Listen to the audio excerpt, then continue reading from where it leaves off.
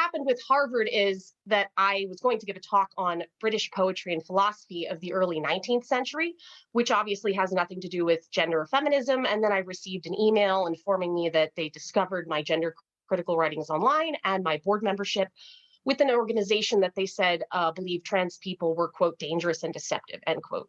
So that was pretty much about it. And I publicized the incident because I want to live in a free society. I think it's important to show people how bad the cancel culture is. Well, we call this segment often gender studies because I'll be the first to admit I have a lot to learn, both about kind of classical feminism and what is happening. It changes so much now with these, with the transgender movement here. But one of the things we also see happening is this kind of unintended consequence when liberals push this gender stuff. It has the adverse effect. There's a new poll from Marist University that shows that parents with kids under the age of 18, now 60% of them identify with the Republican candidate versus the Democratic candidate. They're almost twice as likely to vote Republicans over Democrats now. I can't imagine this was the intended result that these gender folks wanted to see. Well, I mean, when you're doing things like trying to take people's children away from them effectively, it's going to frighten people. And I saw an article in the Federalist that I think it was Jane Robbins who wrote it, who said that there are double mastectomies, that's, breast removal of both breasts, being done to girls as young as 13. There was actually a webinar given by the Boston Children's Hospital, speaking of Boston and Cambridge, that was talking about how it might be appropriate in some cases to give cross-sex hormones or puberty blockers to children as young as 9 through 13. And so I think these sorts of things are deeply concerning to parents. I think so, too, especially when you hear Dr. Rachel Levine, the highest ranking public health official in the Biden administration, talking about that there is no disagreement among doctors about this gender reaffirming care.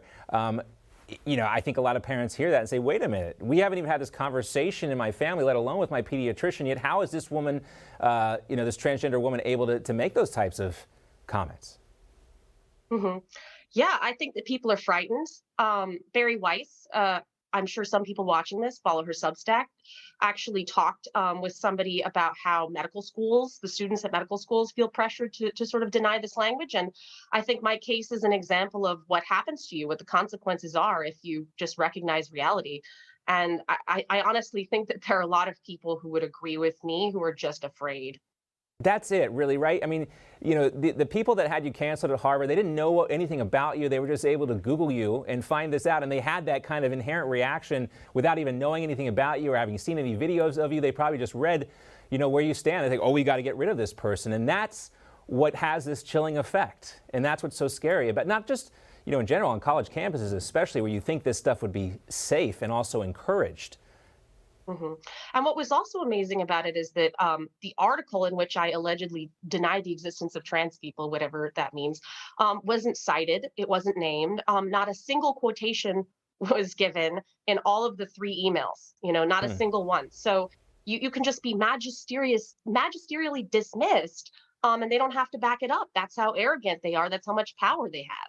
Yes, well, yeah, I'm sure you've probably heard that using the Socratic method is part of white privilege now, and it's part of this whole intersectionality thing. You can't do anything like that, or else you'll get canceled. So any kind of, actual critical thought, not just critical race thing, but critical thought is bad. Critical race theory is good, but critical thought is bad. Dr. Buckley, looking forward to having you back, hopefully to talk more about this. It's obviously a subject that's not going away. Thanks so much for being with us. Thank you. And if you want to see my webinar, I actually do the Socratic method on a number of different accusations made against me. So check that out on YouTube, Women's Liberation Front webinar. Well, check it out. Everybody could use the Socratic method argument when you get into a fight with one of these liberals. You'll win every time. Great to see you, Devin. Thanks so much.